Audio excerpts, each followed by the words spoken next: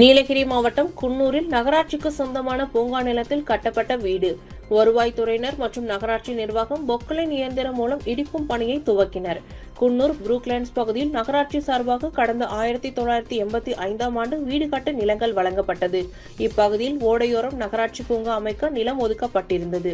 அந்த பூங்காவிற்கான ஒதுக்கப்பட்ட நிலத்தில் நாகர்கோவிலை சேர்ந்த ஜான் பிரிட்டிஸ் குயினிஸ் என்பவர் ஆக்கிரமிப்பு செய்து வீடு கட்டி இருந்தார். இது தொடர்பாக நகராட்சி நிர்வாகம் மற்றும் வருவாய்த்துறையினர் நோட்டீஸ் அனுப்பி இருந்தனர். இதனைத் தொடர்ந்து வீட்டின் உரிமையாளர் நீதிமன்றத்தில் கடந்த 2017ஆம் ஆண்டு வழக்கு தொடர்ந்ததாக கூறப்படுகிறது.